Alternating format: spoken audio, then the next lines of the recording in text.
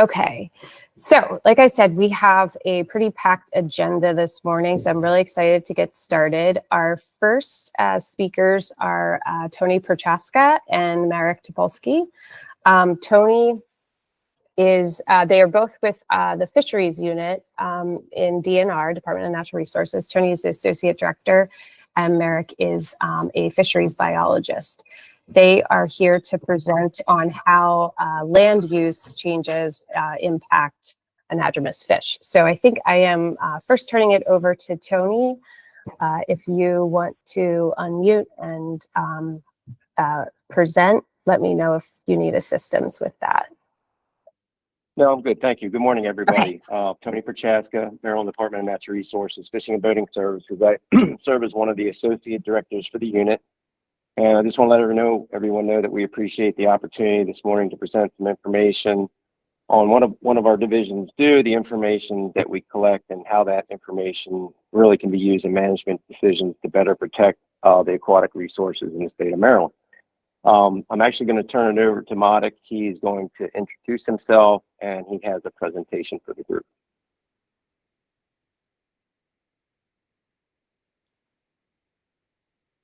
Hello. Yes, thank you very much for this opportunity. This work is done by the Fisheries Ecosystem Assessment Division, which is 5 full-time staff. And we usually have 1 seasonal employee. And we have a big focus on land use and how its changes affect fish habitat, as has been alluded to. I'm going to go ahead and just kind of get started. And I got to share my screen, don't I? Let's see here. Let me just pick the right one.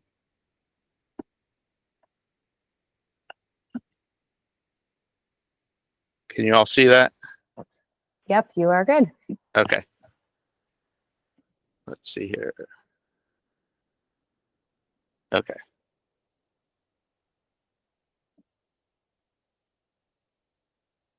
There we go. Just a quick overview. I'm going to discuss a little bit about our division, then go over some of the assessments and data, and then how that information can be used from the land use management perspective. Again, our division is within the Fishing and Boating Services at Maryland DNR.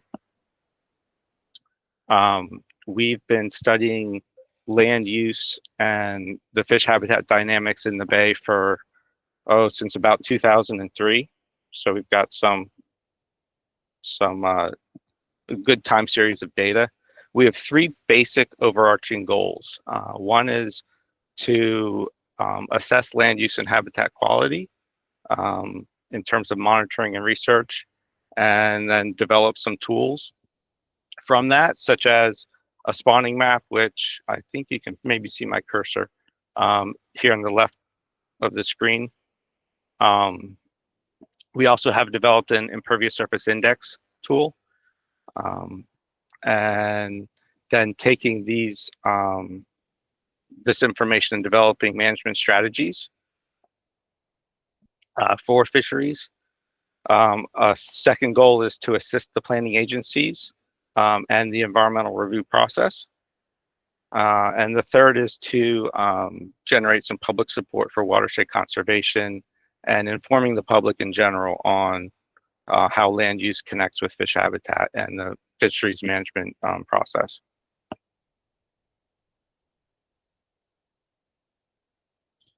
Our focus is game fish and forage species in the Chesapeake Bay. Our emphasis, though, is on the anadromous fish, so fish that are marine or estuarine, but they spawn in fresh water. They're charismatic, but they're also sensitive because of that freshwater reproductive component. As I mentioned, we've been sampling for about the past 22 years. We've worked in about 31, I'll call them subwatersheds of varying size, anything from a bit larger than the 8-digit down to the DNR 12-digit scale. So varying spatial scales, obviously then varying levels of land development, a range of salinity levels, and our target time of year is during the reproductive stage, so spring spawning, and then the summer occupancy of young of year particularly, and then juveniles as well, looking at species like striped bass, white perch, river herring. So an example of how we would go about sampling spatially is if we look at the Choptank River as an example, it's a fairly large subestuary. We would start in the spring with the spawning segments, which is the upper of the red squares. We're looking primarily for egg presence at that time of year. By mid-late spring, we're transitioning. We're still doing some egg sampling, but we're also then sampling for larval fish. And then as we shift into summer, and we're moving downstream at this time, because the fish are moving downstream from the spawning in the uphead, the freshwater areas down. And then come summer, we're working in the lower tributaries to the Choptank, such as the Harris Creek, Broad Creek, Treadavon, doing shoreline seines and trawls closer to the main stem of those tribs. So some actions are the management strategies that we develop. They're intended to be practical, and at the same time ecosystem based.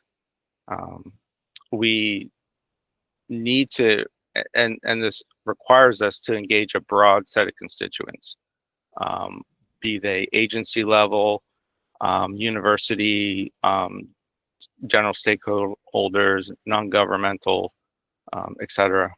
And then we have several active studies going on, such as striped bass egg larval habitat. Give me 1 second.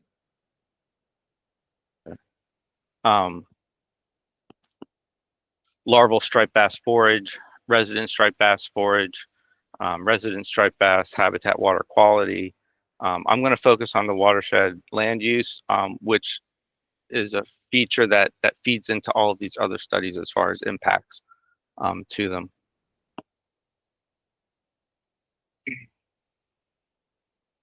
So the general premise that we work under is the natural connections from the land, from that watershed into the stream, into the estuary. As development occurs, those connections become disrupted and disconnected or even completely disappear through that act of development. So that's our overriding premise.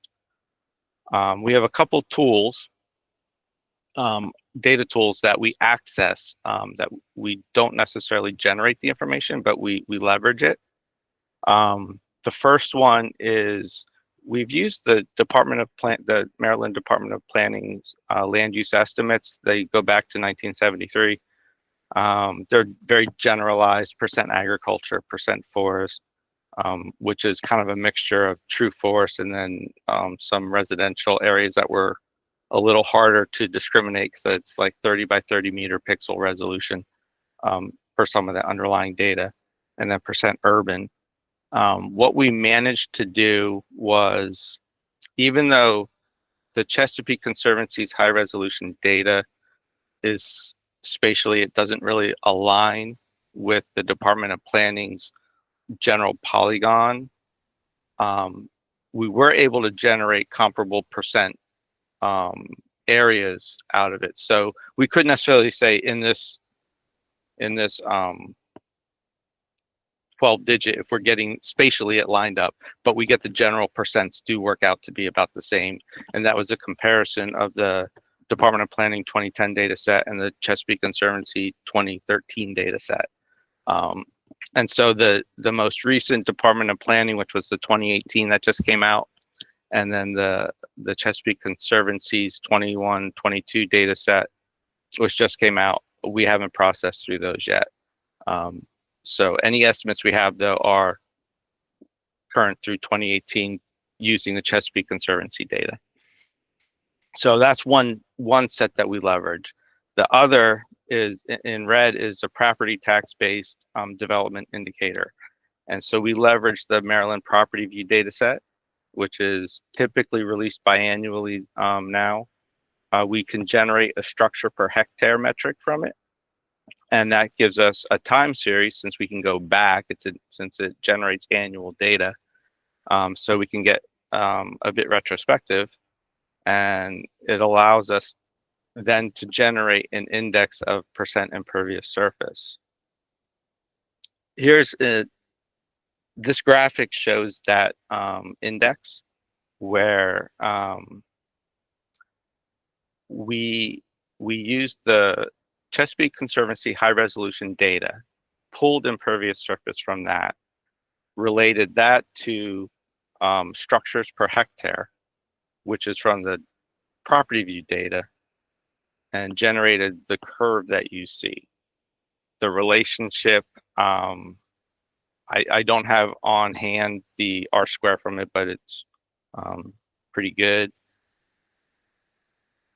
And what we can do then is estimate percent impervious surface in any given area that we really delineate down to roughly a DNR 12 digit or a very large USGS catchment. So spatially, that's about how refined we can get with it. And again, it does give us that retrospective ability, and we currently run the numbers back. I have them run back to 1935. So things that we have learned, keeping in mind, Maryland's a fairly small state, but about 2/3 of the tidal bay falls within our bound, and the population is roughly sitting at 6.3 million. That's a 2024 estimate, and so urbanization and growth is going to continue. And so we want to understand how that's influencing fish habitat and production of those fish. So the things we've learned so far, this is that second bullet from the what are we going to cover slide. At the 8-digit scale, these are our percent impervious surface estimates. The red and orange are representing urban and suburban areas. Yellow is rural land that is undergoing development. The light green is we would consider rural, with the dark green are areas less than 2% impervious surface. So those are amenable to very sensitive species. So like, for example, brook trout are very, very sensitive. They're even sensitive below 2% impervious surface. Our spring sampling is a stationary plankton net in stream. It's a 5-minute set, and pretty much just let the eggs drift in. In this graphic, on the y-axis is the occurrence of herring eggs and larvae in that stream sample. On the x-axis is our index of impervious surface. Right here, it's structures per hectare. And what we see is the color codes are the general dominant land use that's going on. And what we're seeing is a shift. It's a declining trend, but we see a shift around 10% impervious surface, which is about 0.9 structures per hectare. And at that point, that's where we see basically where if we drew a straight line across from agriculture, we hit the forested areas and we start to see that it's dropping. There's 2 regression lines because the harvest rule went in 2012. It was a moratorium on river herring. So the lower line is before the moratorium went in, and the upper line is after that moratorium went in. Either way, we're still seeing that decline as development increases. Conductivity is an indicator of development, and it's an impact on freshwater quality. So we measure it as specific conductance, but in essence, we're measuring salt content in the water. And some freshwaters already have a higher conductivity, something to keep in mind when we look at the next graphic. But again, anadromous fish are spawning in fresh water, so increases in salt content is going to present problems in terms of spawning success. And sources of that increased salinity could be road salt application, weathering of cement, sewage and industrial pollution, fertilizer, etc. But also keep in mind that conductivity is an indicator not just of that salt input, but that there could be other pollutants coming in as well, since it's an indicator of, again, development. All the data on the x-axis were standardized to 1 microsiemens per centimeter, since again, different areas have different background conductivities. And then the left axis is, again, the occurrence of herring, egg, and larvae. Again, a negative trend as the conductivity is going up. The occurrence of herring, eggs, and larvae is going down. The colors, again, indicate dominant type of land use. And there's 2 regression lines, again, because of the harvest moratorium. The lower line, again, being before the moratorium, the upper line after the moratorium.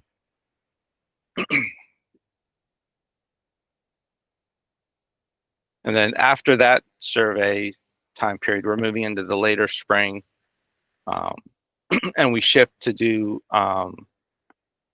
plankton tows within the more into the main stem of the tributaries. This is a sample of the plankton net that we would use, yolk sac larvae, and then first feeding larvae that we would be collecting from those samples. This graphic, just to point out a few things. Structures per hectare is on the x-axis. The percent of tow with larvae is on the y-axis. The shape of the point indicates whether it's a freshwater system or a brackish system. Brackish in this case being a salinity of greater than 2 parts per thousand. Circles indicate agricultural land use. I'm sorry, the orangey yellow is agricultural, the green is forest, the red is urban. And for larval presence, we're basically seeing a shift at about 1.2 structures per hectare, which is about 12% impervious surface. And that's where we're seeing it with the freshwater. It's a little less clear on the brackish based on the data that went into this particular analysis. But it looks like it's sitting at around 0.9 or so, which would be 10% impervious surface. And then we move into our summer sampling. The monitoring is evaluating finfish presence and absence using a bottom trawl. And then we assess the bottom habitat, primarily looking at dissolved oxygen. 3 milligrams dissolved oxygen is a requirement threshold for finfish, and 5 is the target. 5 or better is ideal. 3 is on the edge of hypoxic. We generally are looking at our subestuaries that are, we would call them mesohaline, 5 parts per thousand or greater. Sometimes you'll see us mention it as brackish. This becomes important because the water circulation patterns are different, and there's a greater chance of stratification, and that impacts the dissolved oxygen concentrations. And let's see.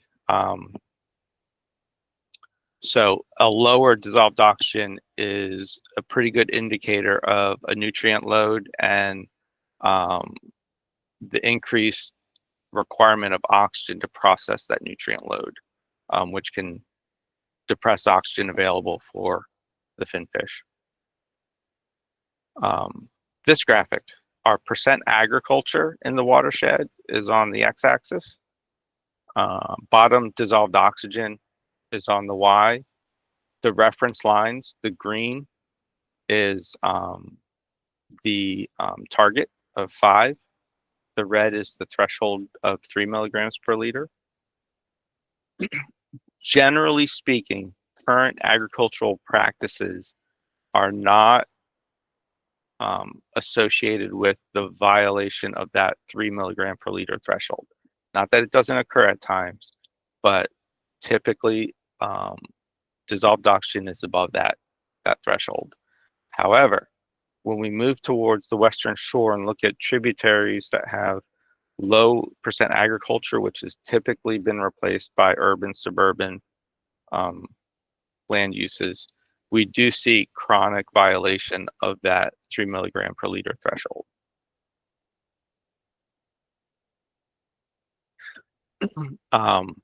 This graph, just take a deep breath as I explain it. It's a little complicated when you first look at it. But basically, if we take the bottom dissolved oxygen and then look at it in terms of habitat quality, percent impervious surface, or our development index, is on the x-axis, and again, dissolved oxygen is on the y. The green squares and triangles are the freshwater. And I want to make sure that I don't say this incorrectly. But basically, most all samples, regardless of impervious surface, remain above our dissolved oxygen target, whether you're going from rural into suburban. When we get into the brackish watersheds, the red points on the graph, we see a declining trend in dissolved oxygen as we move from the rural into the suburban, and there's that detrending red line to show that relationship. And again, let's see if I can get my pointer on the screen. Right here, leading up to the 10% impervious surface, we see a drop, a shift in our dissolved oxygen levels. Part of this, we think, is, again, mesohaline, these brackish systems, the water will stratify. So as that dissolved oxygen drops, the circulation of the water is inhibited, and that mixing to try to refresh that dissolved oxygen is not occurring.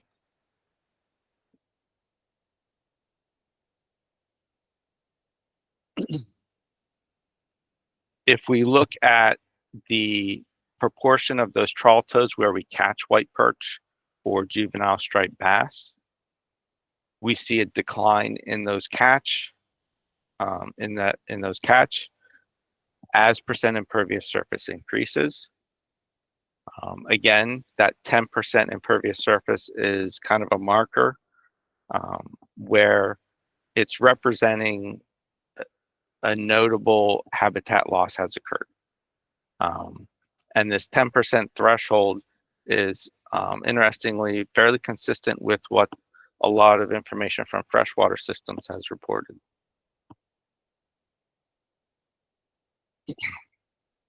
So, in a brackish tributary with greater than 10% impervious surface, the bottom habitat loss increases, and the fish are relying primarily on perimeter shallow habitat.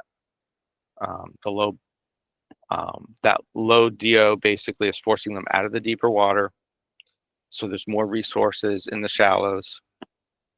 As you move up the tributary, those shallow water, the area of it diminishes. And so basically the fish are either crowding and competing for space, or they're in a situation where they have to live in that suboptimal habitat facing violations of that 3 milligrams per liter. The effect on the fish is energetic.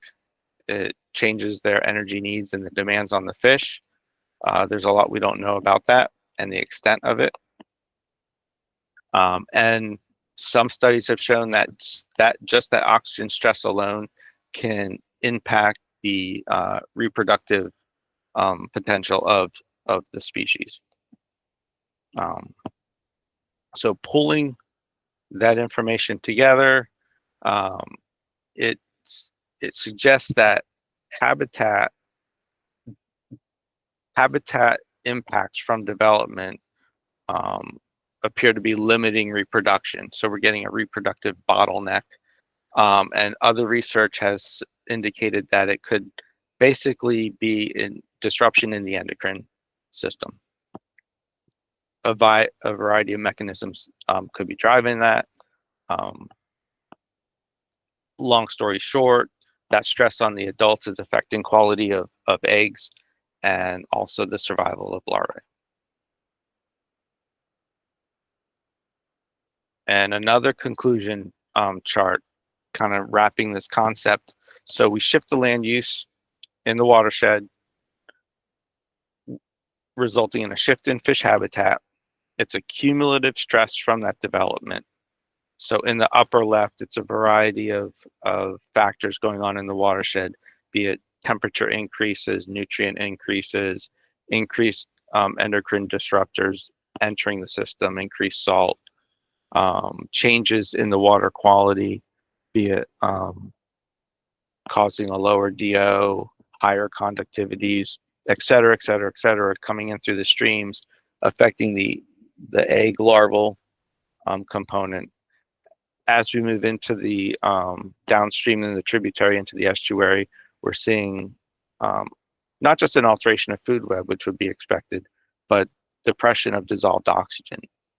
So to take this to the fisheries management component, which is this area in the red and blue, the egg viability is affected by the dissolved oxygen, contaminants, and endocrine disruption.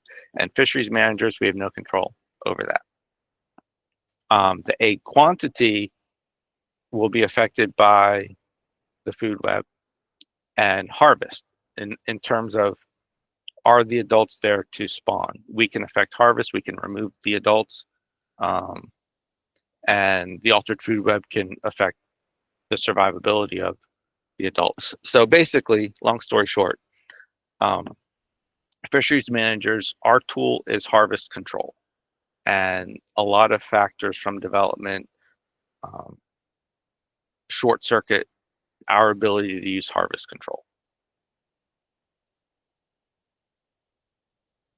So we took all this information, and the next step then is to use it to provide guidance. And we put together in narrative form some guidance with some tangible numeric markers.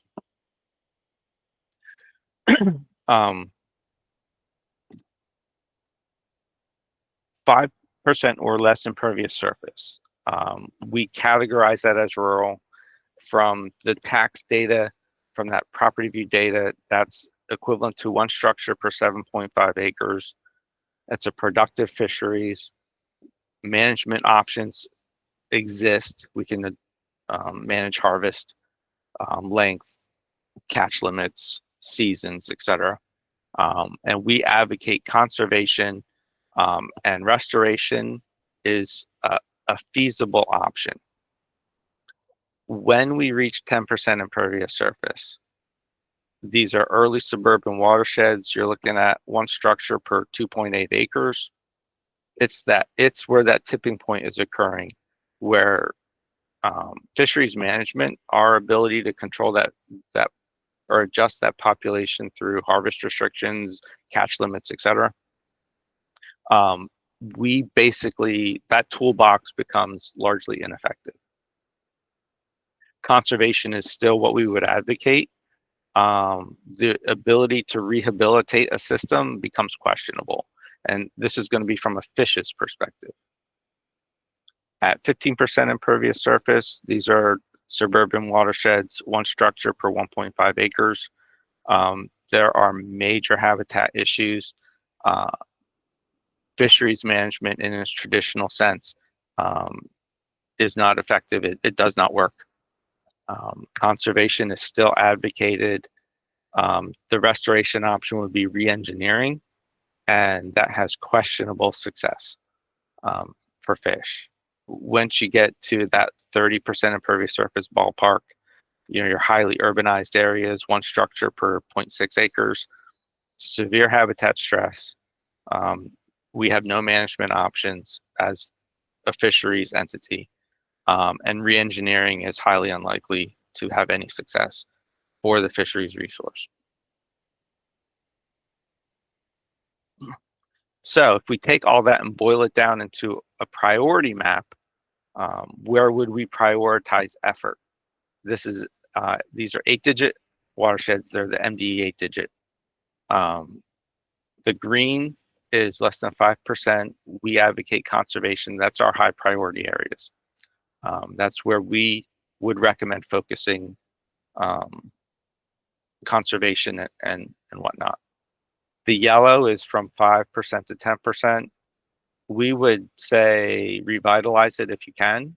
We call that a medium priority in terms of what you can expect for an outcome. Anything above 10% is a low priority to us, simply because the re-engineering process really has shown little to no effect in terms of fish. And then the gray subwatersheds are not spawning habitat, so we don't factor those in. We can target it a little bit more. We can go to the 12-digit scale, and these are the subwatersheds that intersect the critical area. One example where this is useful is in the Patuxent in this area. The whole Patuxent was categorized as a medium priority. However, there are areas within it that we actually, if at a closer look, would say, yeah, if you were going to work in the Patuxent, these are areas that we would recommend the effort be placed.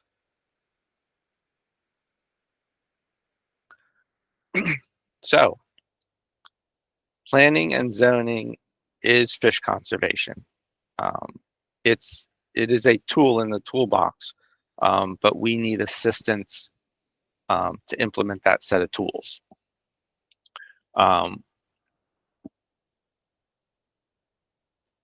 Well-planned conservation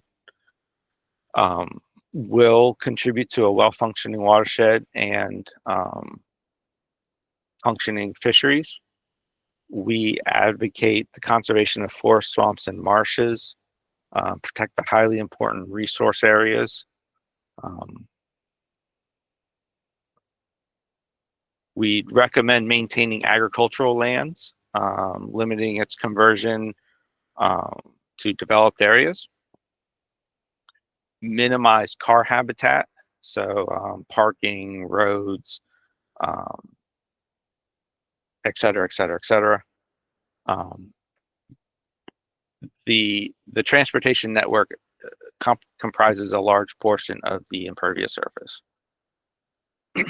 Stormwater management should be reassessed in the way it's done to incentivize best practices. That said, we don't recommend over-relying on the technology. The stormwater management needs to be more than nutrient and sediment focused. It's much more expensive to implement than the conservation and preservation. Restoration success for fish, as I alluded to, is uncommon at best. So implementing stormwater restoration with the goal of rehabilitating for fish, we need to temper our expectations. And if there's ecological function that exists, even though the watershed may have been compromised beyond some of those thresholds we identified, if there's ecological function, we would recommend avoiding further restoration because it can be hard to get that ecological function back if you disrupt it. There are trade-offs between development and fisheries. We recognize that, but we do suggest to maintain rural watersheds by capping development or redirecting development into already dense and fairly impacted areas. And again, we recognize that growth is going to happen, but if it's not planned appropriately, it will diminish the fishery. So again, on this theme of planning and zoning as fisheries management, ecological stress from that development limits what a fisheries manager can do. We can't go it alone. So we need local planning assistance. And so we try to engage with the local planning process. And one example where that has occurred was with the Charles County Comprehensive Plan back in, I want to say it was 2011 when that effort took place. And the Mattawoman Creek was, there was a conservation district that was put in place. So that's one example plan where we were heavily engaged and worked well with the planning community. So our basic question is, what are the options, or are the options to coordinate and better manage growth, stormwater, wastewater, and road salt to address our fisheries issues? The things that we can do, that we can contribute to this process, are we can assess the situation from that fish perspective. We are able, and we do review comprehensive plans to see how the fishery would be affected. We can help tap into other agencies for assistance. We can provide, depending on the scenario, the situation and all, assistance with analysis, including mapping and some statistical reviews. And to some extent, depending on, again, the situation, we may be able to coordinate habitat and resource surveys. So into the work that we're already doing, we may be able to take a look at or focus on a particular watershed area, or adjust where we're looking in a particular year to include maybe a slightly larger area. And we encourage, please reach out to us. We will, call us, email us, we'll come visit. We're happy to sit down and talk. We want to sit down and talk.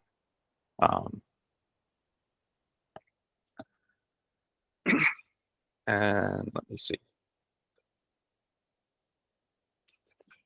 And that's what I have.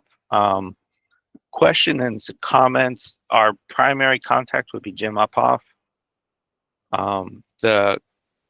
The 5 staff that we're helping that are helping him out are myself, Marek, Topolski, Jeff Horn, Shannon Moorhead, and Marissa Ponte. Our website is given there at the bottom, and the QR code, you can scan it. It'll take you to our website. And that's what I have. That was awesome. Thank you so much. Marek, is that how you say your name? Sorry. Yeah, that works. Thank you. Are there any questions or comments for Marek or Tony? You can use the raise hand function, or put it in the chat, or just unmute and ask.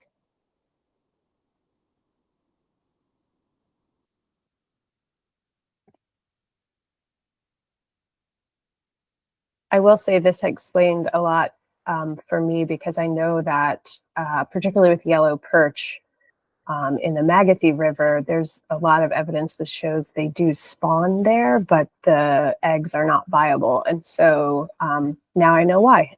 This is really interesting to kind of learn the science behind that. Yes, that's a good example of the fish are trying, but the habitat is not supporting that effort. Yeah, exactly. And I feel like if we could find some miracle stormwater management device that literally just stopped all runoff off of the land entirely, we would be set. Yes, Lynn. I have a question. In your research, have you determined what the best width of a buffer would be for a stream? Like, if in an ideal world, and when we're trying to plan for development and our buffers, are the 100-foot or 50-foot buffers effective? Did you find that in your research? We have not examined that. I mean, the wider the better, would be our knee-jerk answer. But no, we have not examined that, and I'm not sure what the current research is showing.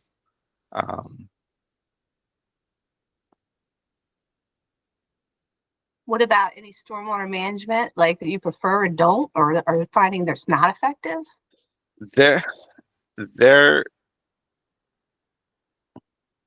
I want to say, and I can't remember where, there may be one study where it showed a positive effect in terms of stormwater management and a positive fish response, but that's the exception. There really is no concrete, you do this, you use this technique and you're likely to get this positive response. The data just has not shown that.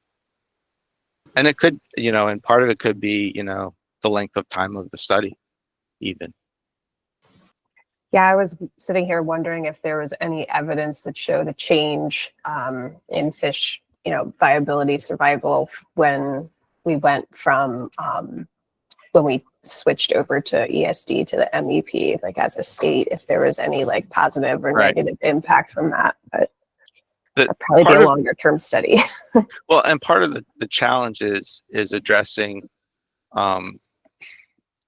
is your stormwater management addressing things such as the endocrine disruptors, the factors that are at within the fish at the mechanistic level, the egg development, or once the egg hatches, that larval development. Is the stormwater management addressing those mechanistic pieces? So again, that's why we're saying, it needs to go beyond a nutrient and sediment strategy. Those are important, and we're not saying they're not by any stretch.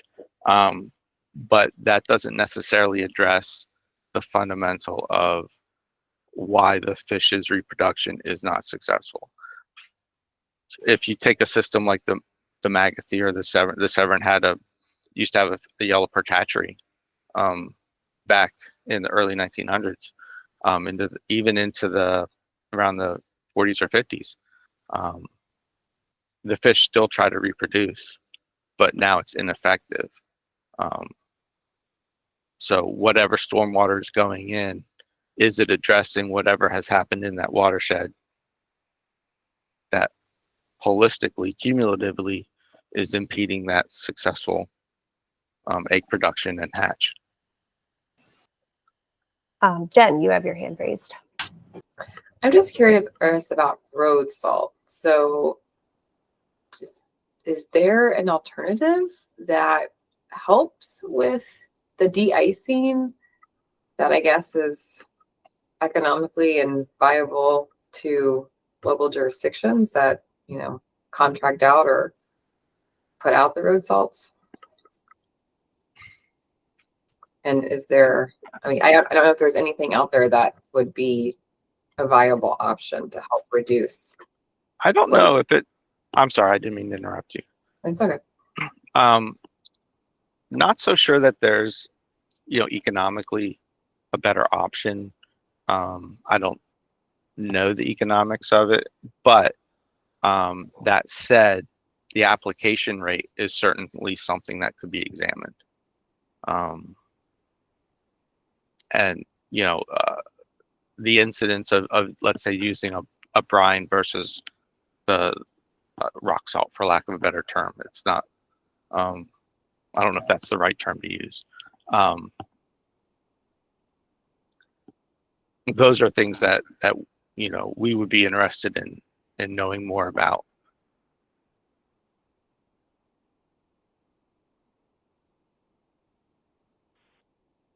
So this is Tony, if you don't mind me jumping in real quick. Go right ahead. Just a couple things. So one of the things that Fishing and Boating Services does is to work to protect cold water habitat in the state. And these are basically streams and rivers that have reproducing trout populations, for example. And we do advocate for infiltration practices, basically getting the stormwater into the shallow groundwater. What that does is it does yield water quality benefits and helps protect those cold water streams and rivers in the state. Getting to the road salt question, State Highway Administration or Maryland Department of Transportation, maybe folks are aware of this, they do have a salt management plan that's available. It's on the website. It talks about, you know, environmental protection and different alternatives, de-icers, for example. So I just wanted to just chime in with those two things. Great, thank you, Tony. Claudia, you have your hand up. Yeah, you had mentioned Madawoman and limiting the development. And I was wondering if you knew how that's being done. Are they looking at the watershed to reduce impervious surface limits, or is it something else? As far as what, well, I'm trying to think how to best answer that, because I want to say they're coming up for a review of their plan. Kyle Redden has his hand up. He actually is in Charles. He's a Charles County planner, so he might be able to chime in. Yeah. So Claudia, yeah, we had adopted the Watershed Conservation District zone back in 2016 with our comprehensive update. So yes, a lot of that was limiting impervious surface within that zone, lowering density, other regulations for stormwater management and overall development within the Madawoman watershed. And yes, we are coming up on another comprehensive update. I don't know exactly. I don't have any inklings of if there's any changes to the WCD or additions at this time.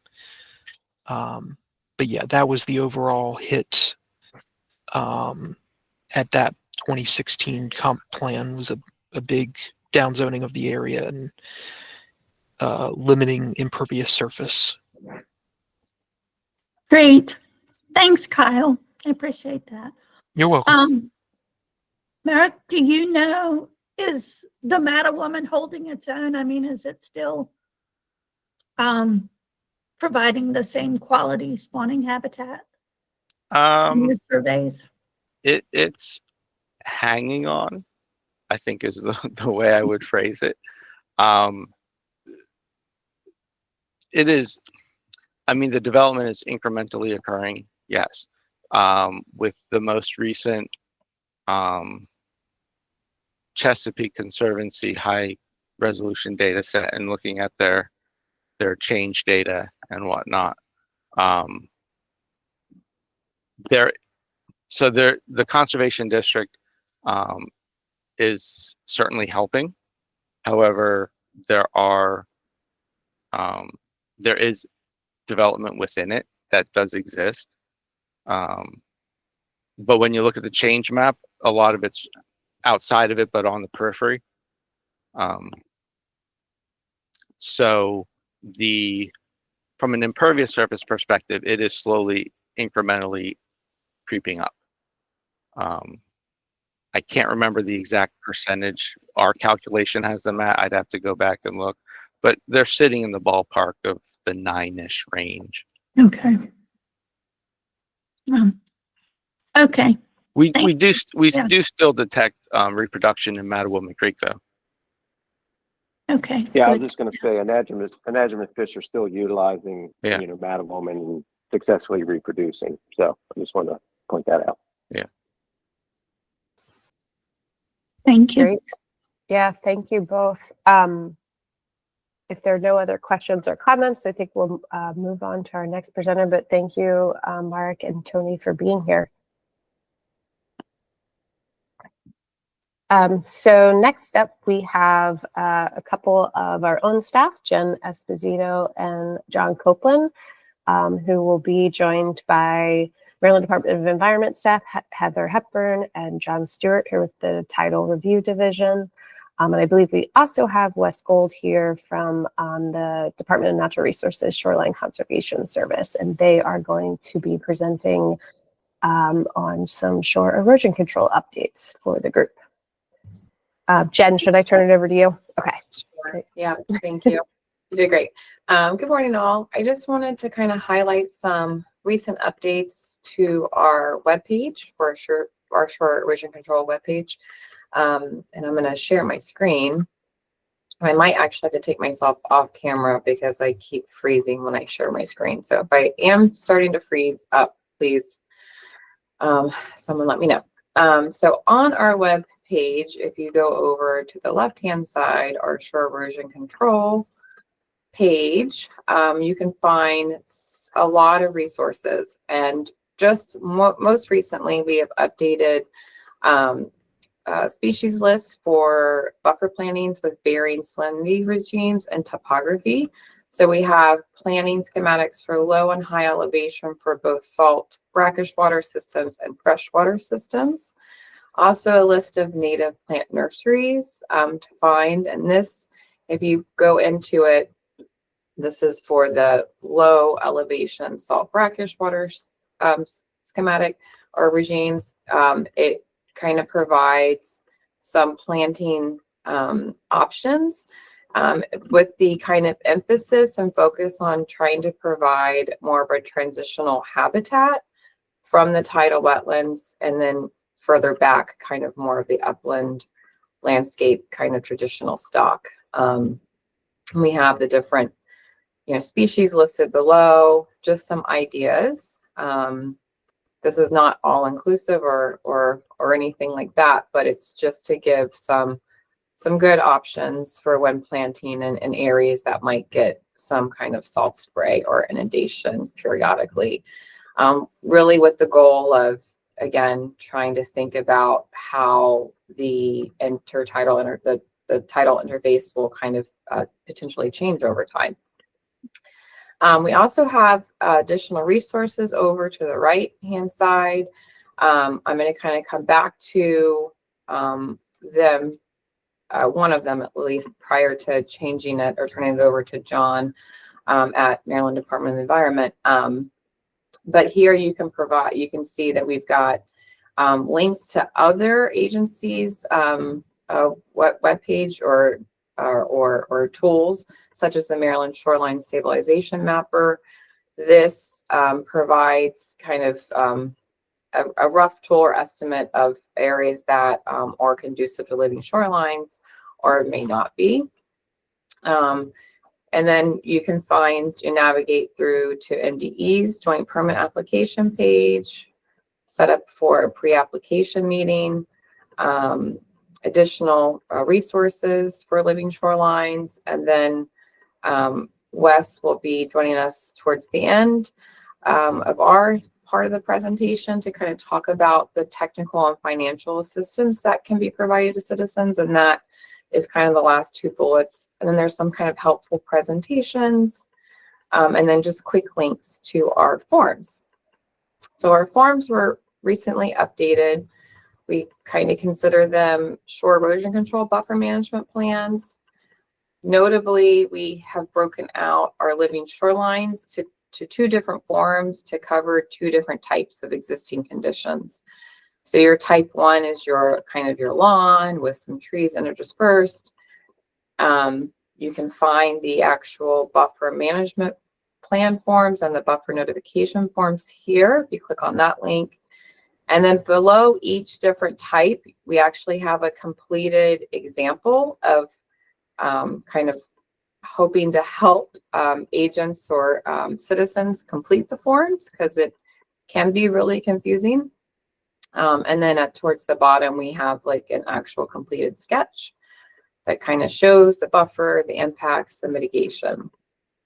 The overall intent of these updated forms is to, the goal and the hope is that if an applicant completes a buffer management plan form and a buffer notification form to be inserted into the joint permit application process or the JPA process, it could also then be, it could also satisfy the local buffer management plan requirements. So one person or a person is filling out kind of one form and able to satisfy both the upland impacts of the local and the requirements of the joint permit application process. And for those who may or may not know, the joint permit application process, which is submitted through Maryland Department of Environment, requires a draft buffer management plan and a buffer notification form as a part of a component of the overall JPA in order for it to be deemed complete.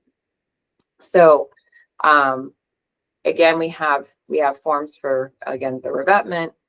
If you're just replacing a bulkhead only, it's one short kind of quick form with the buffer notification form, and offshore work only. And these are kind of really more simplified forms to help kind of streamline the overall review and permitting process.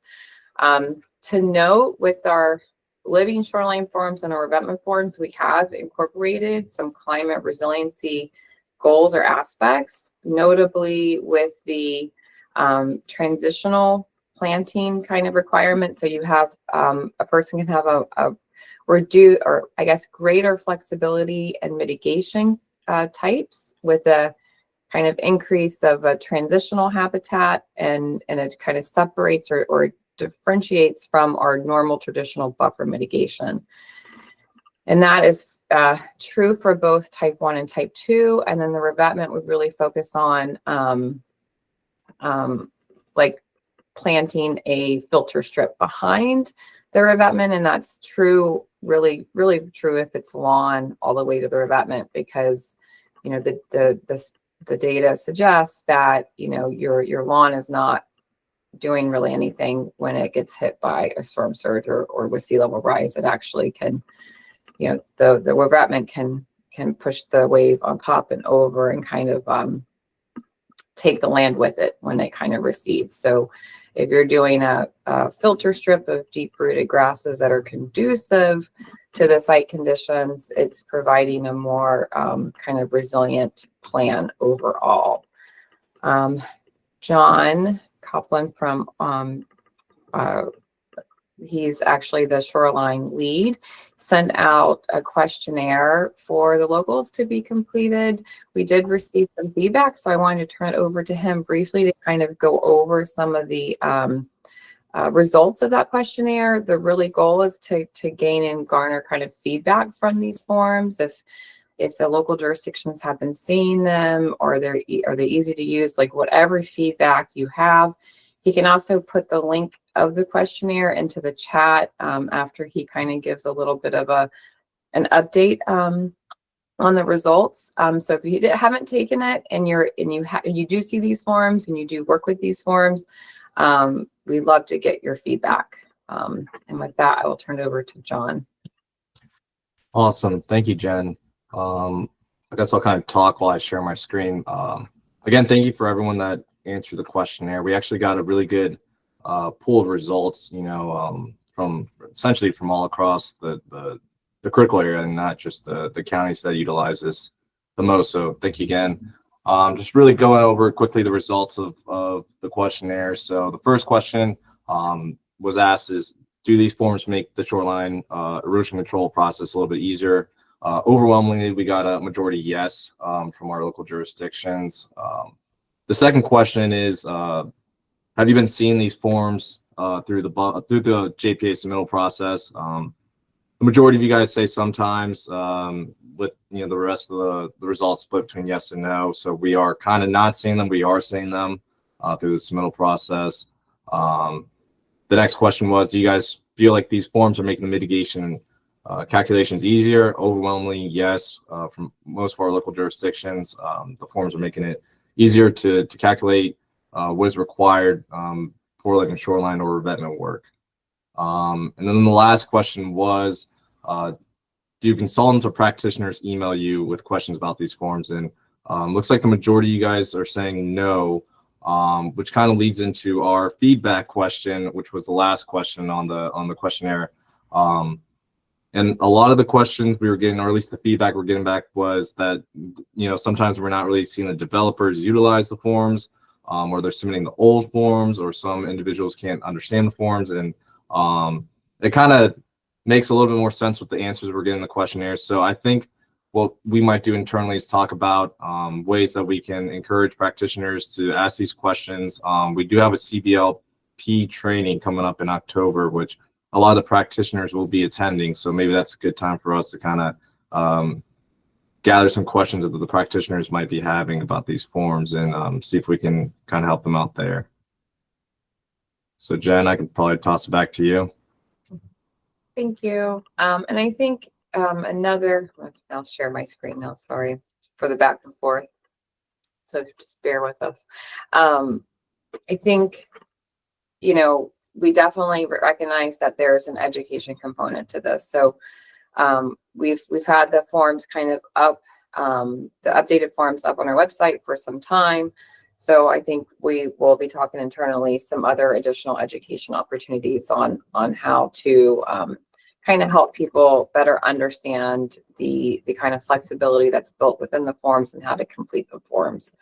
And again, if you have any feedback on them, please reach out to your critical area contact. We're just happy to collect and take that feedback. And John can also upload the link to that questionnaire if you haven't filled that out and you would like to. Another kind of additional resource that was most recently updated is this visual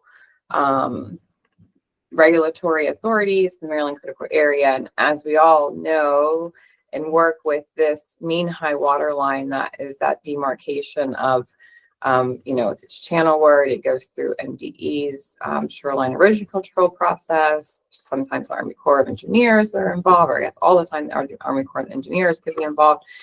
And that adds kind of a layer of complexity and review time to someone trying to get a shoreline erosion control project done. And then once they have those authorizations, then they have to come to you guys to get their buffer permits. And although this is a dividing line for regulatory review, we all understand that this is a very dynamic, ever-changing title interface, right? And so we are really trying to grapple and understand ways in which we can provide better guidance on how to more holistically provide shore erosion control practices, but also consider all of the resources, which is very difficult and is becoming a little bit more of a discussion conversation about when you're doing a living shoreline, you're impacting that shallow water habitat,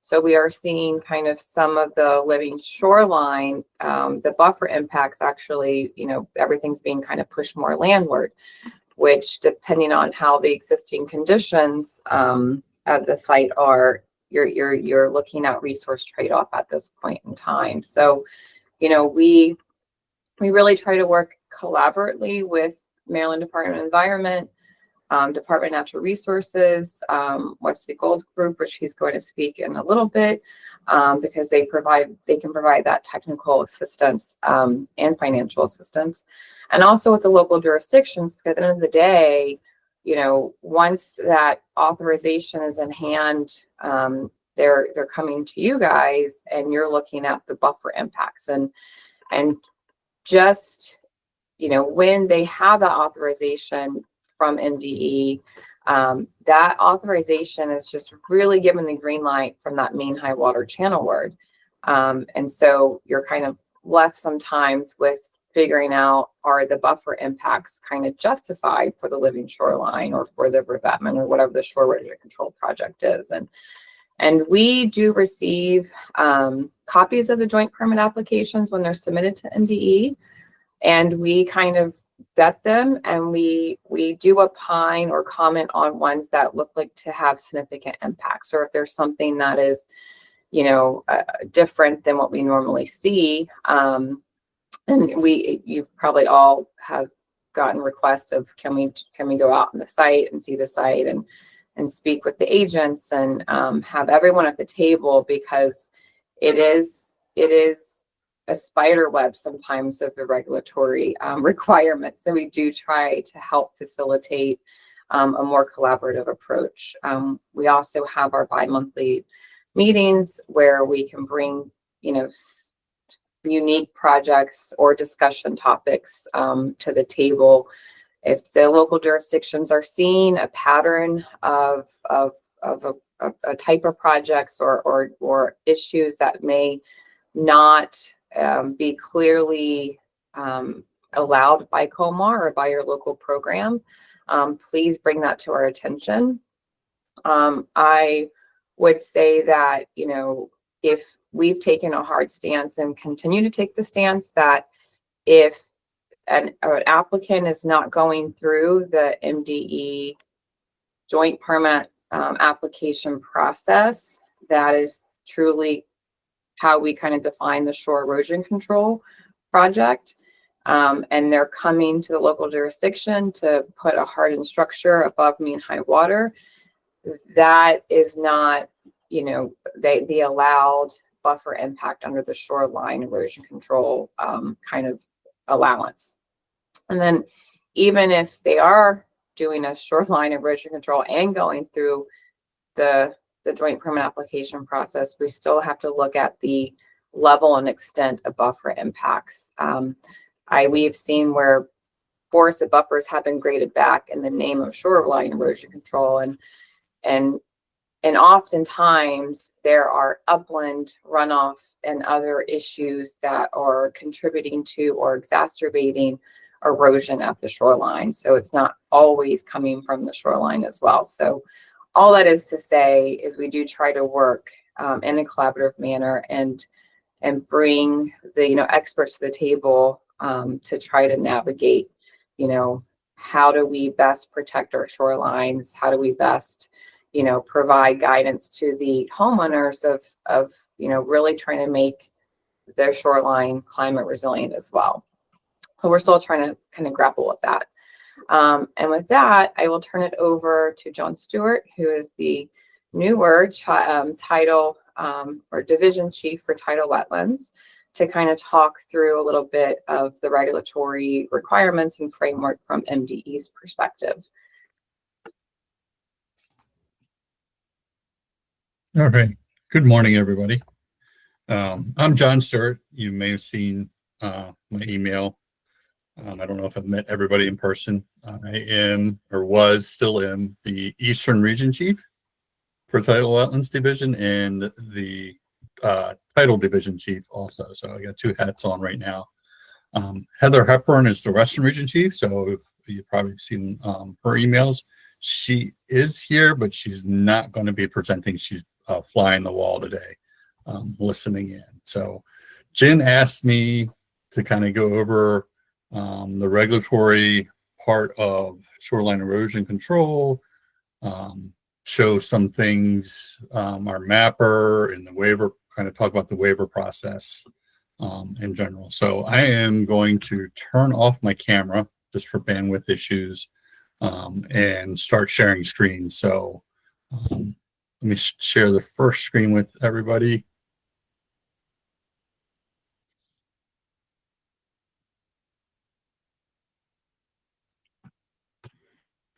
And I don't have any presentations because I'm going to be jumping from screen to screen.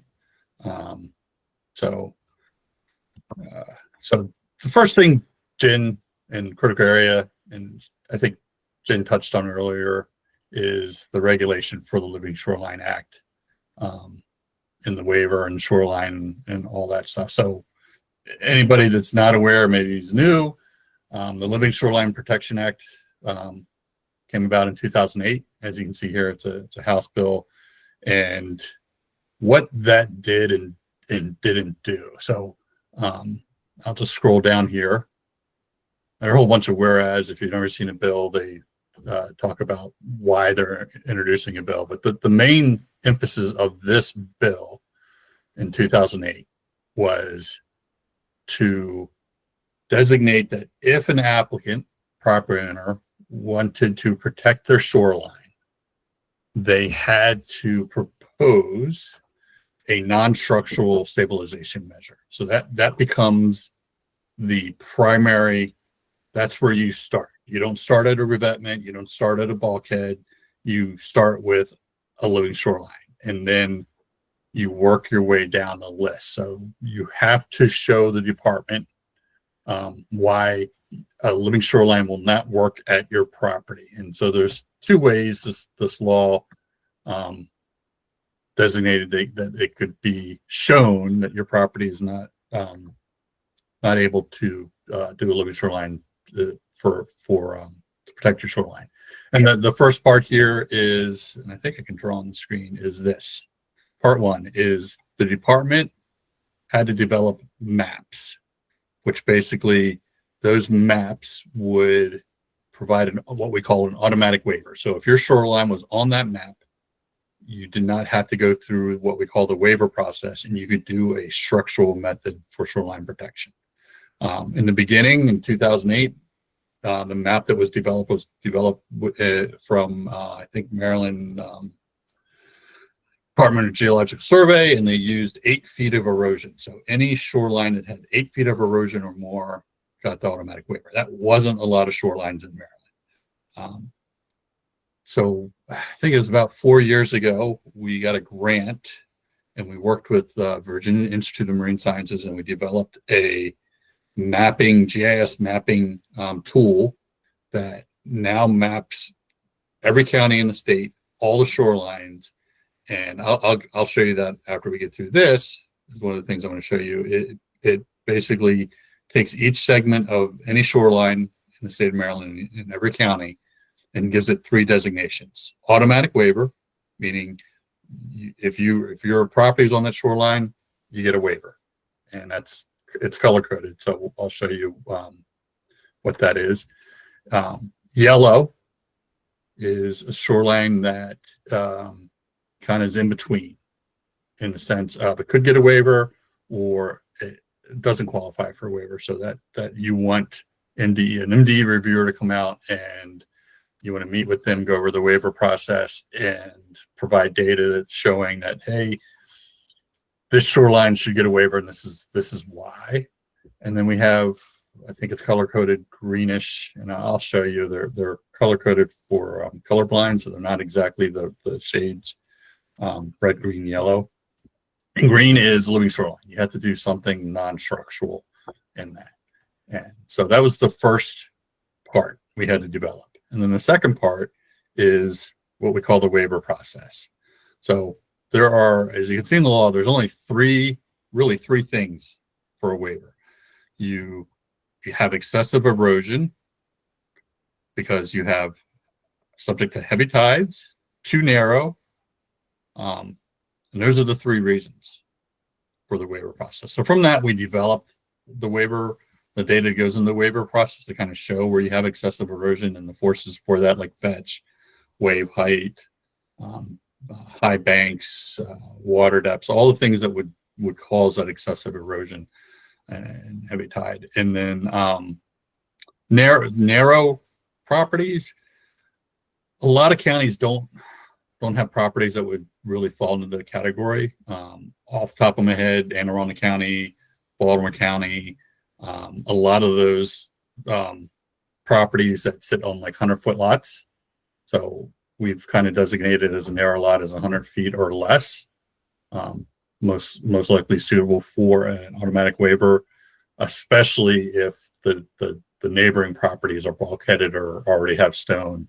That putting something in that 100 feet probably will not work, has shown not to be feasible. So that is the law that mandated to the Department of Environment that we had to come up with regulations to adhere to this. So let me jump to the next screen.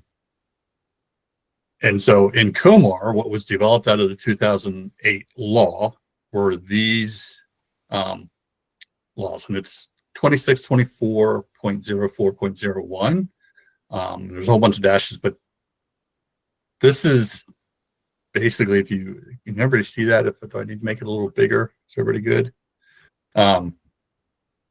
These are the steps to the department. When someone comes in either for a pre-application visit where they have a reviewer out on site and we're making an assessment on a waiver, I don't think a lot of people realize is you have to document erosion first. So you can't just say, I want to put rock in because I have a shoreline.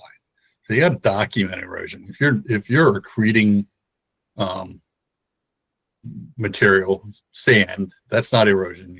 So protecting your shoreline from accretion, probably not going to happen. And it is what you have there existing. You already have a marsh complex that's not eroding, and it's effectively preventing erosion. But let's say you could go through those two options and you are experiencing erosion. And then we look at these things, which is part of the waiver process.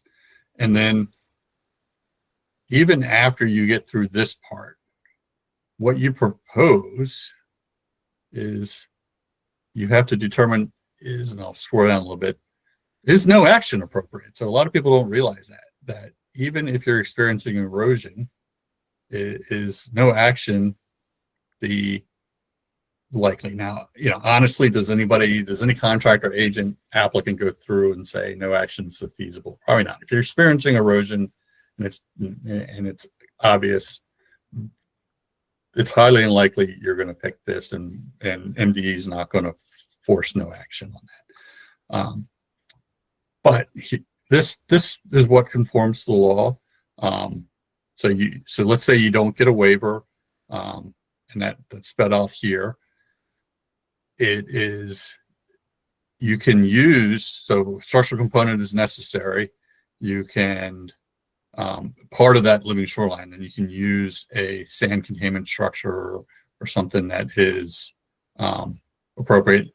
And you can have a small part of that to be a beach. Now, you can't make the whole thing a beach, but a lot of living shorelines are designed with a beach as a habitat enhancement. So just wanted to go over the regulation after showing you the law, kind of the steps you got to go through that. And then I'll go on to the next slide, which is the Department of Environment's website. And I wanted to start at the homepage and kind of click through and show you where it is. And I can put the links once we get there. But you go to our homepage and you click on water. Then you come down to wetlands and waterways. That takes you to the homepage for our program. So Tidal Wetlands Division sits under this program, which also has non-tidal wetlands division and the waterway construction division. And you would want to scroll down to the living shoreline resources. I believe that's where we have everything. So there's a whole bunch. If I scroll back real quick, there is a whole bunch of information under tidal wetlands including the nice little map I believe Jen showed you. We kind of share that. I can't remember if it links to the critical area page or if they link to us, but that shows our jurisdiction. Mean high water line out is state title wetland. So let me see if I can blow that up a little bit for you. There you go. And so everybody's familiar with this. Mean high water line, that's tidal jurisdiction. Well, that's state tidal wetlands. In regulation, the definition for what we call private tidal wetlands is those vegetated tidal wetlands inundated periodically by the tide landward of mean high water line. So from mean high water line to the mean high water line with tidal vegetation and inundated by the tide periodically would be private tidal wetlands. Both regulated the same. So there's no difference in regulations to require a joint permit application and a state authorization and a core authorization. But that's the big distinction. I think everybody's familiar with this. I think a lot of people kind of get confused about this area, which is private. And the big change was kind of denoting how we would, how to kind of identify this area. And by definition, it does not include soil. So scientifically, you learn about tidal wetlands. It's, soil, water, vegetation. For whatever reason, when the regulations were developed back in 1970, they did not include soil in that definition. So for private tidal wetlands, all you have to do is have tide and vegetation. If you have tide and no vegetation, it's not our jurisdiction. If you have tide and soils but no vegetation, not our jurisdiction. So it's tide and vegetation. I really want to emphasize that because it kind of differs from the scientific definition. I'll back out of that. And so one of the things we talked about is the map. And it might be somewhere else, but it's under resources. So we have two maps under here. So they're right at the top. And so I will go to this first map first, because this is what we call kind of like the automatic waiver map. And I'll explain it. VIMS worked over the course of 3 years, and each year they did a set number of counties. Now this map didn't come out of anywhere. It was a mapping software that they use in Virginia. And so that they took their map and basically developed it for Maryland. And one of the things we worked on with them is developing the decision tree under the map, because their decision tree in Virginia is different than ours in the sense that their regulations are a little bit different than ours. So we had to make sure that when you clicked on a shoreline in Maryland, it was following the decision tree that matched our law and regulations. So the map is the same as in Virginia, but the decision tree underneath it conforms to state regulations and law. So if you click on that, and this is public facing, so you as a county reviewer, working at DNR, you can click on it. Gives you a step-by-step guide. So if you're unsure, I've never used GIS or I don't know what it means, you can click on that. I'll click on it and hopefully I can go back. It is and you always, every time you click on this, you got to agree to the terms and hit OK. So you can explore the map. And I think it steps you through on that, but I'm going to back up if I can. If it lets me. There we go. I'm going to launch it. I just wanted to show you the guide. And every time you click on it, you read the terms and hit OK. And as you can see, every shoreline in Maryland is mapped. And what I'm going to zoom in. And so when they developed this map, I alluded real quick, it is the color coding. Initially, when we developed the map, we wanted it for the kind of red, yellow, green kind of traffic light kind of deal. But then when we were thinking about it, we had to make it accessible for the colorblind. So that's why you have these colors here. If no one's familiar where I am, maybe people in Harford County will recognize this area. I can't believe they've unblurred this. This is Edgewood Arsenal Aberdeen Proving Ground on the peninsula. This is the range. And let's see. These are the potholes from everything going downrange into that wetland. So I always like to show people that there is the downrange for Edgewood Arsenal in that nice wetland there. But I chose this area right here because it kind of has all three shorelines, and it's the Edgewood Arsenal, so it's not going to really have any impact on that. So color coding, this nice blue here, if you click on it, so you're in the map, this is your property, you know, the applicant, or you're the reviewer, the county reviewer, and you want to see what it is. You click on that property, and what comes up is this little pop-up bubble. It tells you what the recommended shoreline practice is. So obviously this, I call it blue, is living shoreline. So if you own this property, this mapper is telling you do not get a waiver. You have to install living shoreline. It shows you some of the information that's underlying on this map that's used to make that. It says existing shoreline practice, not observed. There's nothing along that shoreline, and I can zoom in later. Exposure or fetch is less than 2 miles. So one of the things VIMS did was they use a vector, and it basically maps all the fetch in all directions to determine what the greatest fetch is. Is marsh present? Well, yes, this is a whole big marsh complex here, and I don't think I can move this out of the way. So it pops up where it pops up. Beach present? No. Bank height, 0 to 5 feet. Near shore water depth, shallow. So that you know, these are all coming from underlying layers. The good thing about that is when they update a layer where it's being pulled from, it will update the entire map. They'll just integrate the layer in, and all that data underneath will then be updated, and this will update automatically. It pulls in, obviously, since VIMS made this mapping software, it's going to pull in SAB, and are there any road or permanent structures close by, because I could go into the waiver decision.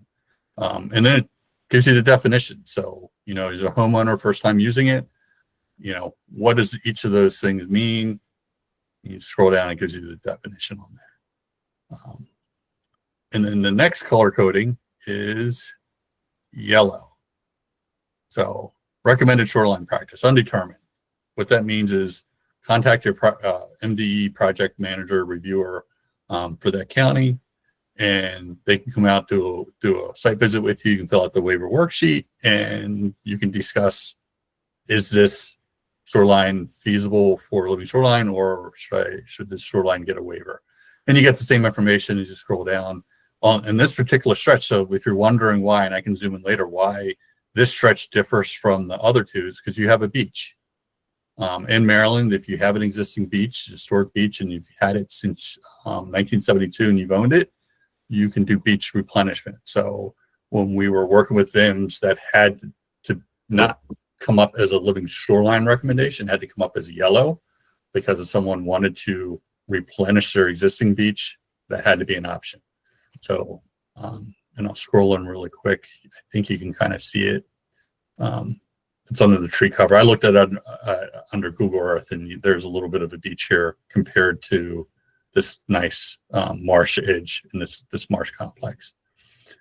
And as you go along, you got these stretches of blue and yellow, and you get to the orange.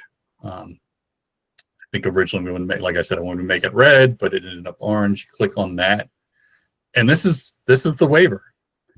So in this area, you can propose something structural, whether it's revetment, offshore breakwater. You don't have to do a living shoreline here. You can propose a living shoreline if you can find an agent contractor who says, I can make it work here. We're definitely open to that, and you go through the steps, you're experiencing erosion. And it basically, you can look at the data, and you have the same fetch, you basically have the same bank height, but I believe what throws it off is based on the water depths around this point, it's very deep.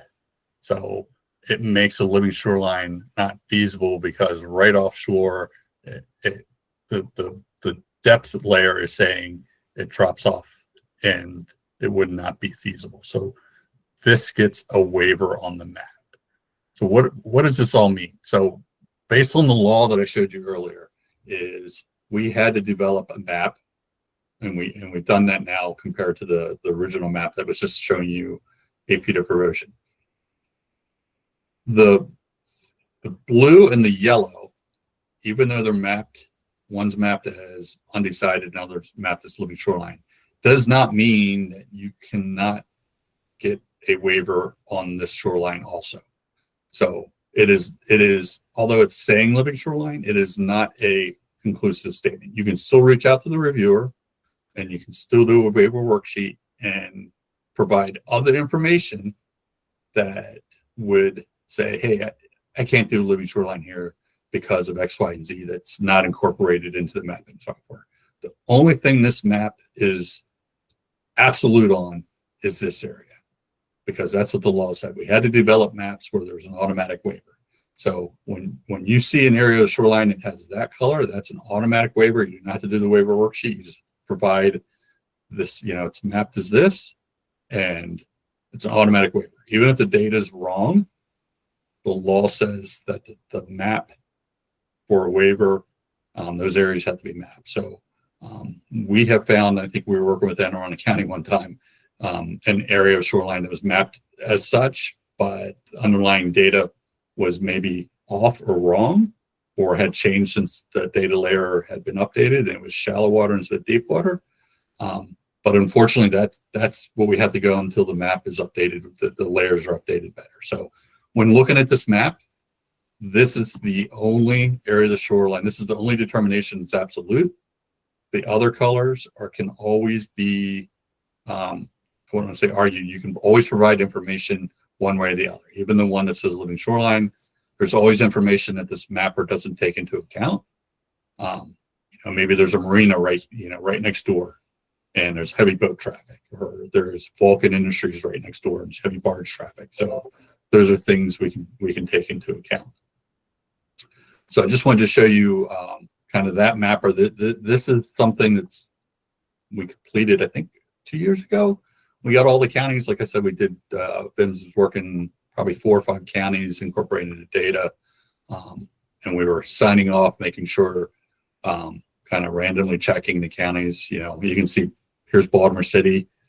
Most of that is automatic waiver, specifically because it's all bulkheaded anyway on that. So when you zoom in and something like that, you can see that there are some stretches where that might be unprotected, and you could be making a different decision on that.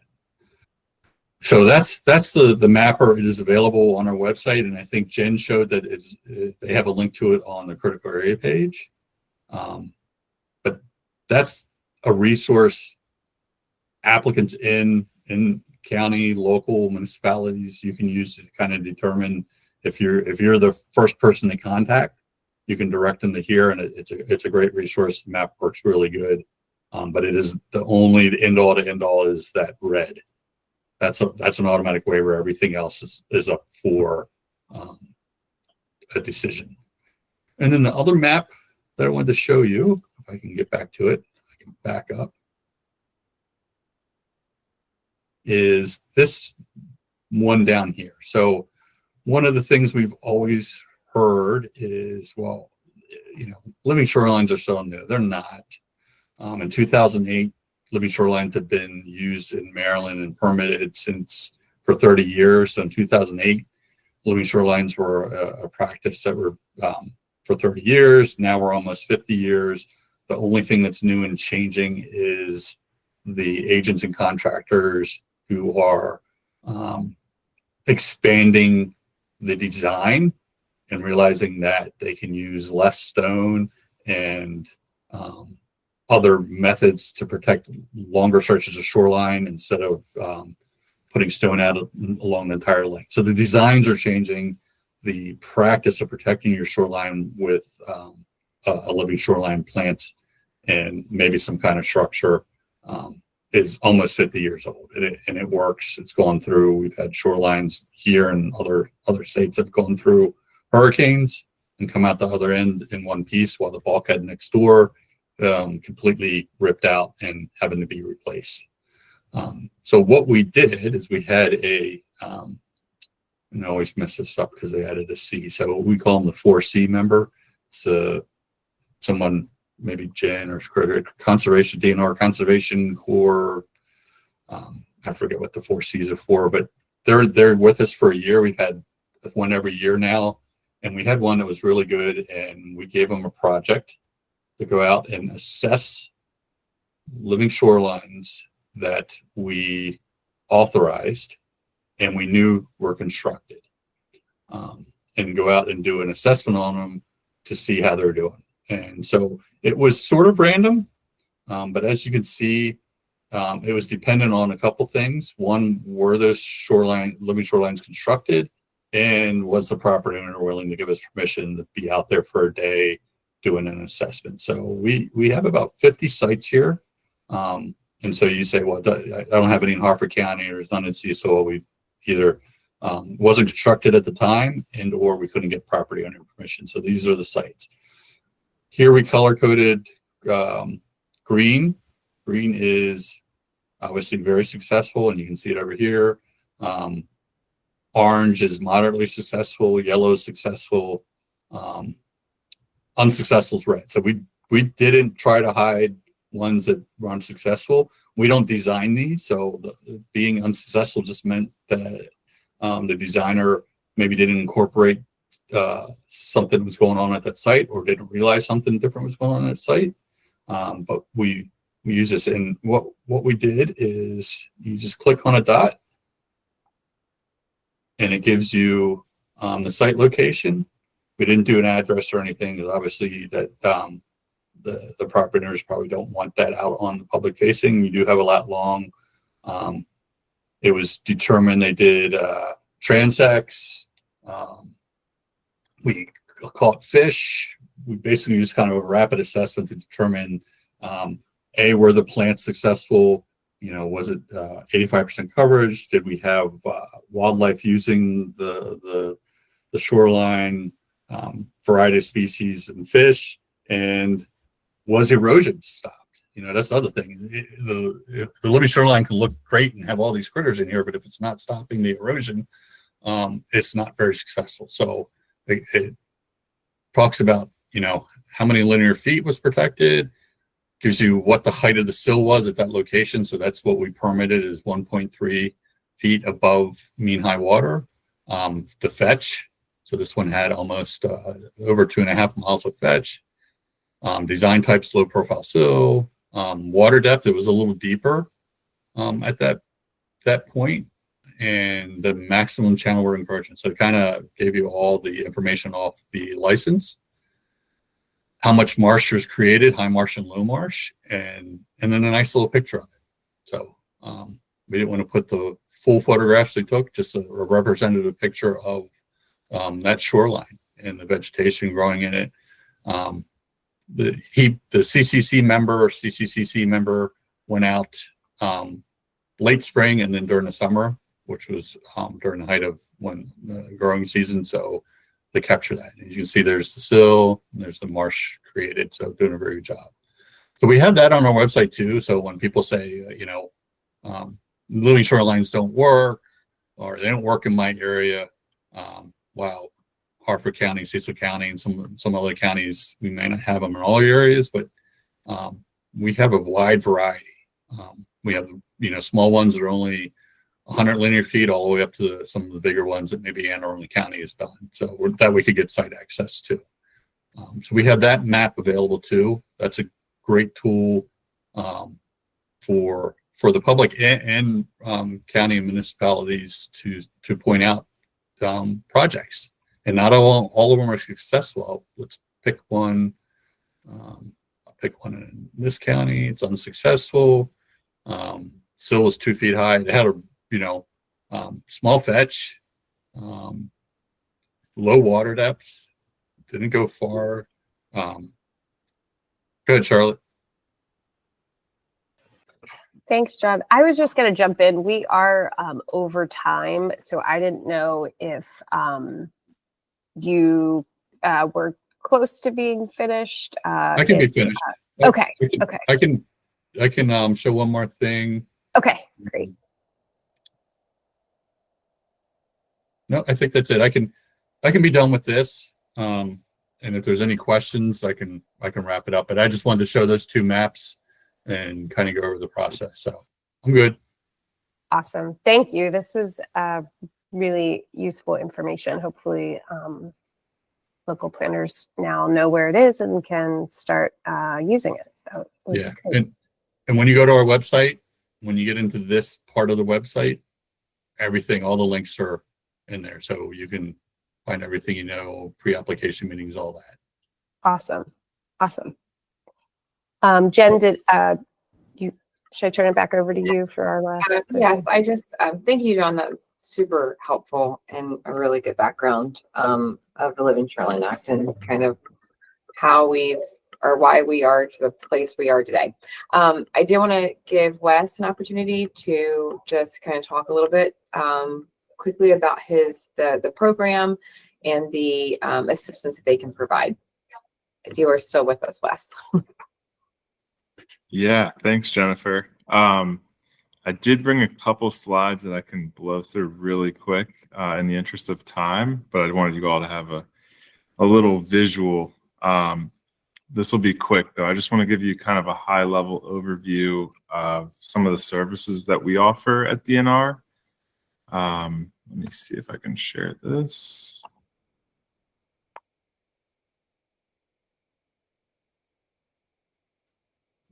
And yeah, John, I love that MDE Shoreline Assessment Mapper. I plan to play with that after this call a little bit. That's really great stuff. But yeah, so a quick overview. My name's Wes Gould. I'm with the Shoreline Conservation Service within the Watershed and Climate Services Group in DNR, formerly the Chesapeake and Coastal Service, and run our interest-free loan program. We offer technical and financial assistance to waterfront property owners. This program's been around for quite some time, and I just want to give you a high-level overview. Some of you folks on the call who've been around a little while might be familiar with this program already, but for those that are new, the Shoreline Erosion Control Loan Program been around since '68. We do offer site assessments. We get and field calls from a number, all types of different property owners. It's kind of codified into law that we provide this status. So highly encourage you to reach out. Just keep in mind, we are a small but mighty team of 2 right now. We've got a third coming in August. So we're spread a bit thin, but we do what we can with the resources we have. So we've since kind of uploaded on the website here, the link above. One of the first things we did a couple years ago when I took this role was just implement, to streamline these site requests. We were getting calls and letters and applications mailed in every which way. So we try to point and funnel all of the requests to our website, and where we've got a technical assistance request form, quick Google form, where you're at, who you are, where you're at, where you're located. Are you a community, a nonprofit, a private property owner? You can go on here and you can see, we get a range of different requests. A lot of, any movement along the shoreline is worrisome. But you can see like some pretty severe examples to maybe some flooding behind a bulkhead and that sort of thing. So ranges quite a bit. I won't read you this slide, but just kind of gives you a glimpse of our technical assistance process and some of the questions that were asked.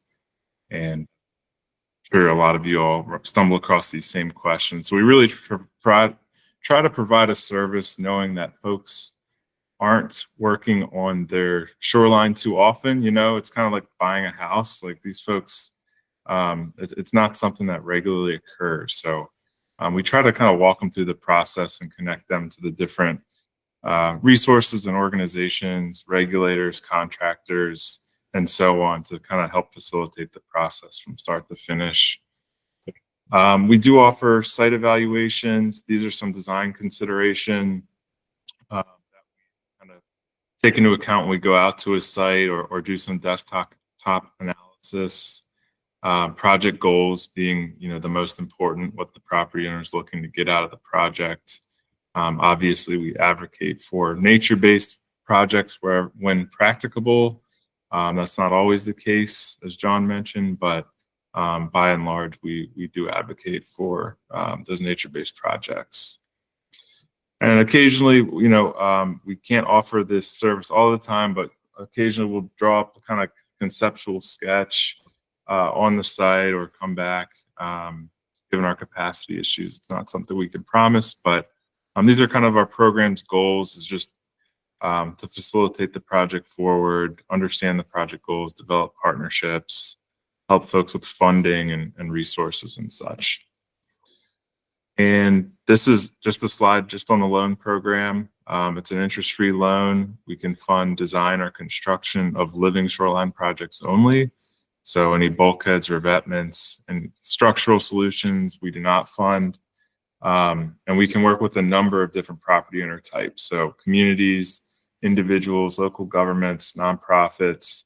It just changes a little bit, kind of our collateral for the loan. So for private property owners, we put a lien on the property until that's paid back in full. Let's say if we're working with a community, we work through the local jurisdiction, the county, to facilitate a special tax district. And yeah, I think that's about it. That's the long and short of it. Here's my email. If you have questions, please feel free to reach out. Awesome. Thank you so much, Wes. So I think in the interest of time, we might move on to our last presentation, and I will follow up with everybody in an email and provide contact info for all of our speakers today. So if you do have questions or comments and you want to reach out to them, you can do that by email. So our final presentation is from Mimi Sanford at the Department of Natural Resources. She is a State Wildlife Action Plan Coordinator there, and she is going to be presenting on the update to the State Wildlife Action Plan. So with that, I will turn it over to Mimi, and hopefully you are able to share your slides. Yep. Let me just pull it up. And I will probably turn my screen off, or not my screen, my camera off in a second because I'm in the basement and I don't have great Wi-Fi. But let's see, screen 2.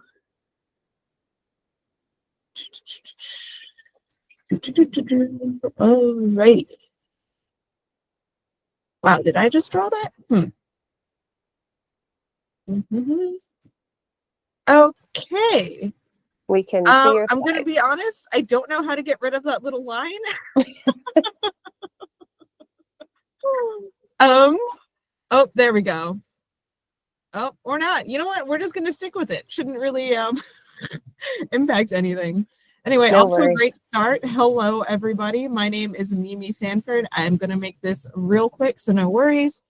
I am the State Wildlife Action Plan Coordinator in the Wildlife and Heritage Services Unit in the Natural Heritage Program. And I'm just going to kind of give you an overview of what this is, why I'm talking to you about it, how you might want to get involved. And this is going to be real quick, should take about 10 minutes. So this is what I'm going to talk about today. Just real quick, what is a SWAP? That's what I call the State Wildlife Action Plan. What is in a SWAP? Just kind of where we are now with the whole process, where we will be, and then if y'all have any questions at the end. So this is a little spiel that I give to everybody when I give a version of this presentation. I'll just read it off to you and then elaborate a little bit. So every 10 years, Maryland is required to update its State Wildlife Action Plan, or SWAP. A SWAP is meant to serve as a non-regulatory guiding document for conservation efforts concerning the state's species of greatest conservation need, or SGCN. So that's mammals, fish, birds, insects, and more. We're including plants this time around as well. So the species as well as the habitats in which they are found. And so the SWAP is on a 10-year cycle. The last cycle was in 2015. I believe it was submitted in 2016. And as such, The updated swap is due to be completed by May 1st of next year. So a swap serves two main purposes. As I already stated, it serves as a guiding document for a state's conservation efforts for 10 years, mostly related to, wildlife. It is the State Wildlife Action Plan, but that very closely relates to habitats, of course. And so it's a guiding document. And then the second main purpose is that a swap is required of states by the federal government. A state has to have an updated swap in order to access state wildlife grant or SWIG funding, which funds a very large chunk of non-game species conservation work in a lot of states, including Maryland. Just a little caveat, as with a lot of programs lately, SWIG funding, an annual appropriation from Congress, and it's along, like I said, with a lot of other programs, was proposed to be zeroed out in this year's budget. But recently, as in like 2 days ago, one of the two subcommittees proposed its funding to be reinstated, comparable to years previous. It's not confirmed yet. I'm just mentioning this because in earlier versions of this presentation, it was a bit of a downer because I was like, I don't know if SWIG funding is even going to exist, but it's looking up. And even if worse comes to worse and it is confirmed to be zeroed out for this upcoming year or even the next 4 years, like I said, this is a 10-year plan, so it will still apply for those remaining 6 years, but fingers crossed. Alrighty, so now what is actually in a swap? I'm not going to go into specifics like I usually do because, want to leave some time, only go minimally over time. So a swap is basically a game plan for which species and habitats have the greatest conservation needs in a state and why, and then it lays out a plan of attack for how to meet those needs. And so a swap includes endangered species as well as common ones. The idea is to have a plan of attack for keeping common species common. That's why I have this picture blown up on the screen. That was kind of the tagline of the 2015 swap and continues to be for this one. So we want to keep common species common and ideally bring back or at least halt the decline of species at risk. So there's kind of some base requirements that are required of all states by the federal government. It's pretty general. We need to have a list of species of greatest conservation need. We need to have a list of habitats in need of conservation, which is basically where those species are found. They're the most vulnerable habitats in Maryland. A list of threats that are facing these species and habitats, actions to address those threats. Some sort of monitoring component. So we actually kind of go along and say, this is what we've done, this is what we haven't done. And then not so much a component of the plan itself, but more a component of the process is that we need to include both public and partner input. This is meant to be a plan for the whole state, not just for DNR. So we invite people from the counties, we invite people from various cities, from universities, from interest groups to meetings. Part of why I'm coming to you all, just to kind of make sure everyone's on the same page. And outside of the base requirements, different states can kind of add what they like. So we're adding plants that's not in the base requirement, obviously, because it is the Wildlife Action Plan, but we've chosen to add plants.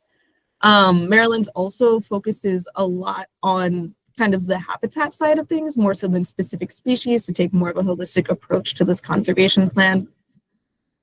It's just a couple of things about how Maryland's differs. And now I'm going to go into real quick, just kind of where we are. So this is where we've been. We kind of split the bulk of the content of the swap, since we need to have all of this stuff for species and then all of this stuff for habitats.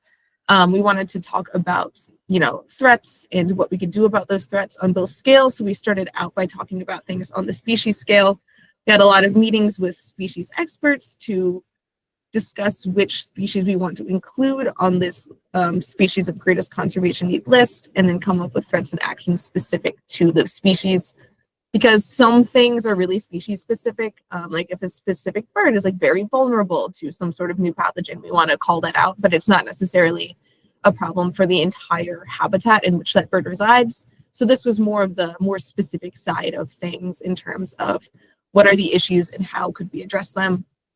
And then what we have done and what we are doing now is we're stepping back a little and looking at more of the big picture in terms of habitats and regions of Maryland and just kind of more general topics. So the threats facing specific habitats or more general regions of Maryland, and then what we can do about it. That is what we are doing now. So attendees include those kind of species and taxonomic experts from that earlier round of meetings. But as I mentioned earlier, also people from various counties, conservation organization staff, government staff, interest groups, clubs, etc. We've had a pretty good mix of people come to some of these meetings. We've held 2 so far, and we still have 2 more to hold. Like I said, this is because there's some things that just make sense to address at kind of a wider, like a larger level, kind of a higher level. That's what I was looking for. Instead of just kind of one group of species experts talking about things, we bring people together who know about different species and have different types of concerns and different backgrounds and different interests to talk about conservation needs on a larger scale. And so what we've been doing is we have one big in-person meeting for each region of Maryland. And so those are based on the DNR management regions. So we do Central, Western, Southern, and Eastern. And we talk about region-specific concerns and habitats at those meetings. So, for example, we had the Southern region meeting this past weekend, actually, and we talked about coastal beaches and bluffs there because that's where that habitat is most often found. It doesn't necessarily make sense to talk about it in Western Maryland, but in Southern region, like, people are more familiar. People know what we're talking about and have more to contribute for that sort of habitat. And so we're going to supplement these with smaller online meetings for certain habitats and topics that just make more sense to talk about statewide. So like we'll have a big climate change meeting. It'll be online, so people can just call in instead of needing to drive. And I'll kind of explain this in a little more detail on the next couple slides, but again, shouldn't take too long.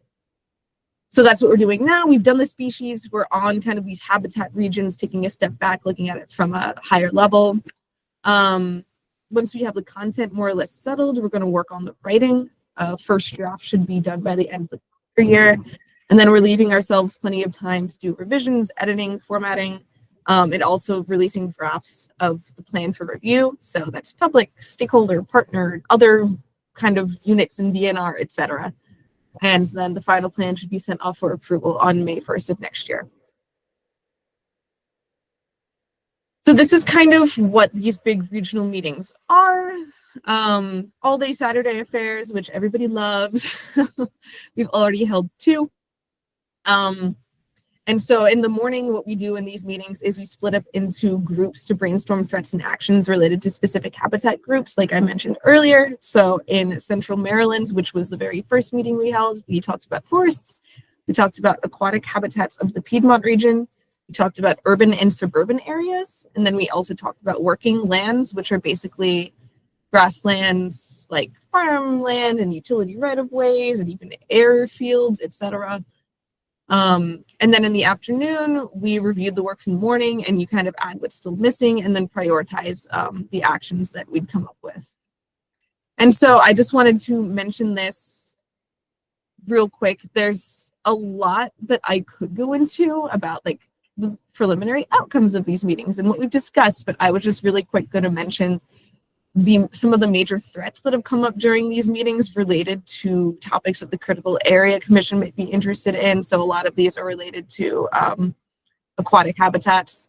So kind of the major threats that we've identified so far are toxics, pollutions, and runoff. So that includes pesticides, fertilizers, PFAS, even microplastics, etc. Related to that, stormwater and impervious surfaces, shoreline hardening, soil erosion, during development projects, after development projects, old/failing infrastructure, poor stream restoration practices, lack of or removal of riparian buffer zones, etc. So a lot of stuff that previous people have already talked about that I'm sure everybody is aware of as concerns within the critical area, but that is kind of what has come up so far during these meetings. If these sound like something you would be interested in, just shoot me an email. I will send it in the chat at the end of this. I also have my email on the very last slide. Probably not so much the Western region because I don't believe that the critical area really reaches far west into Maryland, but especially with the Eastern region. For those Eastern counties, if this sounds like something you would be interested in participating in, let me know. We have a lot of different people from a lot of different organizations. Part of the reason that we wanted to hold these in person is so that people just get together and talk to each other, and that has been happening a lot, and it's been very nice to witness.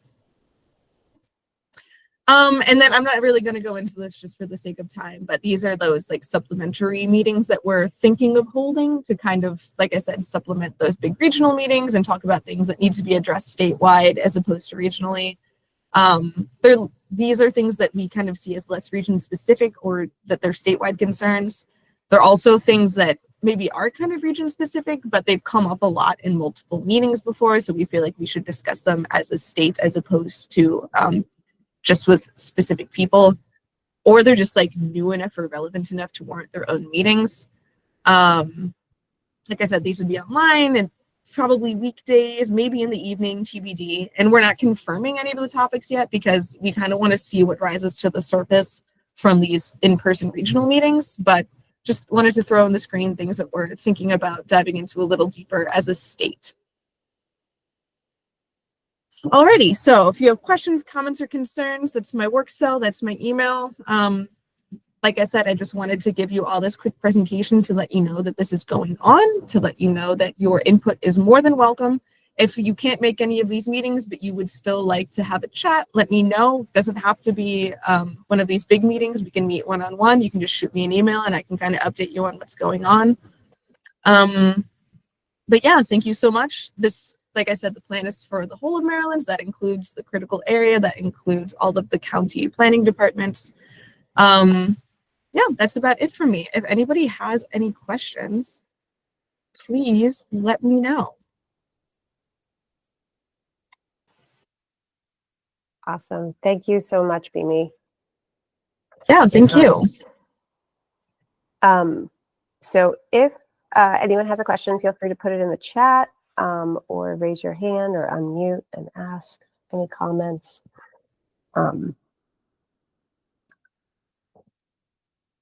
And like I said, I will follow up with an email that includes all of our presenters' contact information for everyone, just in case. Okay, so I think that concludes our meeting for the day.